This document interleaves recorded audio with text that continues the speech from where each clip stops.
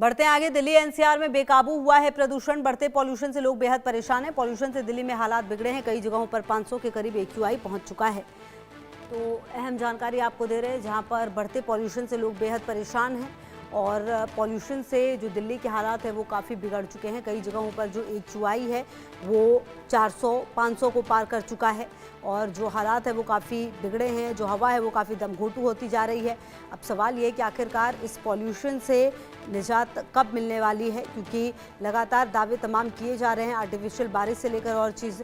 और इसी बीच आपको बता दें कि दिल्ली में सरकारी दफ्तरों का समय भी बदला गया है। सुबह 10 बजे से शाम 6:30 बजे तक दफ्तर खुलेंगे। वहीं एमसीडी दफ्तर सुबह 8:30 बजे से 5 बजे तक खुलेंगे। 15 नवंबर से 15 फरवरी तक ये आदेश लागू होने वाला है। तो दफ्तरों के समय को बदला गया है ताकि, और भावना सिसोदिया की एक रिपोर्ट भी आपको दिखाते हैं।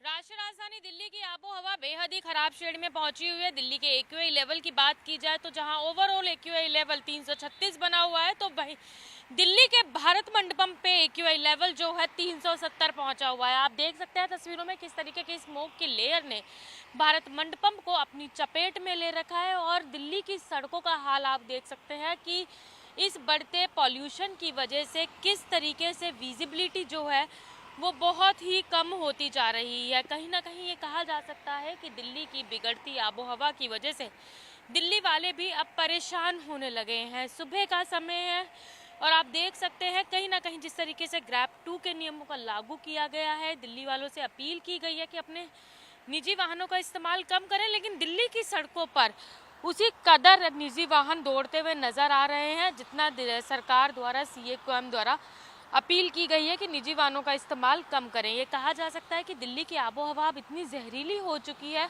कि कहीं ना कहीं लोगों को सांस लेने में भी परेशानी होने लगी है।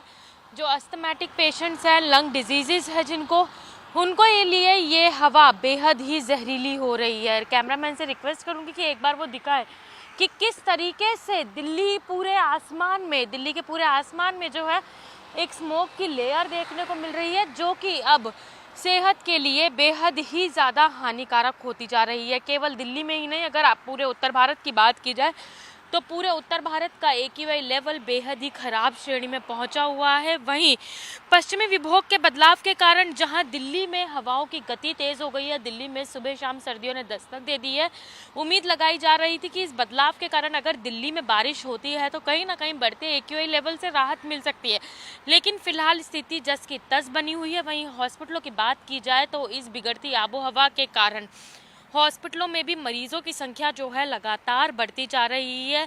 लगातार एक्सपर्ट्स राय दे रहे हैं कि बच्चे और बुजुर्ग घर से बाहर ना निकलें, गर्भवती महिलाएं इस बढ़ते एक्यूआई लेवल में घर से बाहर ना निकलें और ज़रूरी हो तो मास्क का इस्तेमाल ज़रूर करें, क्योंकि दिल्ली की बिगड़ती आबोहवा कहीं ना कहीं अब जानलेवा साबित होती जा रही है। अगर आंकड़ों की बात की जाए तो आंकड़े भी बताते हैं कि किस तरीके से एक्यूआई लेवल हानिकारक हो रहा है कि मौतों की संख्या भी बढ़ती जा रही है। अब देखने वाली बात यही होगी कि आखिरकार इस बिगड़ती आबोहवा से दिल्ली वालों को कब राहत मिलती है और कब जाके शुद्ध और साफ हवा मिलती है। वीडियो जर्नलिस्ट हिमांशु नेगी के साथ भावना, इंडिया न्यूज़ दिल्ली।